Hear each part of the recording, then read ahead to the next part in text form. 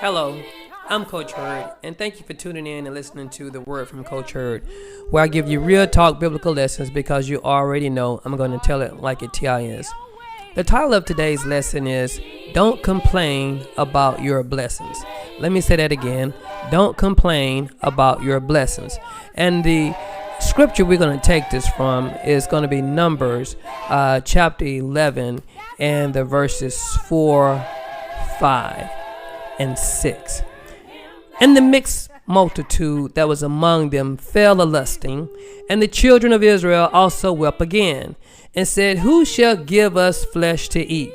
We remember the fish which we did eat in Egypt freely, the cucumbers, the melons, and the leeks, and the onions, and the garlic. But now our soul is dried away. There is nothing at all besides this manna before our eyes. Lord, have mercy. Don't complain about the blessings that you have been given. You see, the backdrop of this is the children of Israel have been in the wilderness. They didn't have anything to eat, and God rained down manna from heaven for them to eat. Now they're complaining about the manna, the bread that God has given them to eat. Likewise, ladies and gentlemen, we'll complain about the blessings that God have given to us. I see it all the time. Let me break it down for you.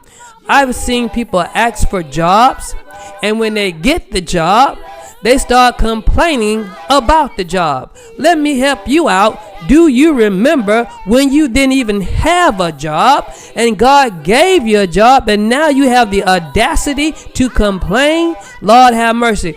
I can bring it to the house. I said I can bring it to the house. I don't go out and buy cars for my children, but I give my children a car when they graduate, one that I've already paid for.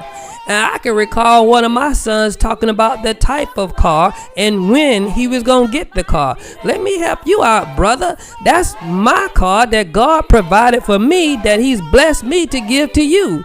You see, even in the household, we take things for granted, and we can't do that. Now, that's a child that's growing up, but yes, it still is complaining about a blessing that God has given you.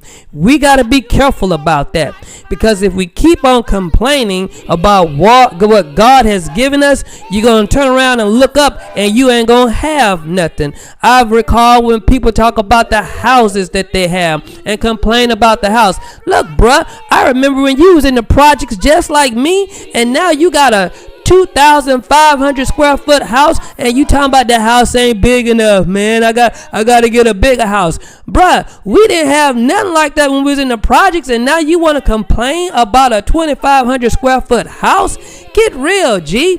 Don't complain about the blessings that God has given you. Be thankful and be grateful all the time. I can understand, for example, you get a job and the things are just not like what you expected, but don't be complaining about the job. Come with a solution to make it better. That is right there. Look, I'm done with this. Be careful about complaining about the blessings that God has given you. The food that you eat, because you could be in a situation where you don't have any food. The car that you drive, because you could be in a situation where you don't even have a car. The house that you live in, you could be in a situation where you're homeless. You are blessed. Be thankful for the blessing and don't complain about the blessing. I'm done with this. This is Coach Hurd.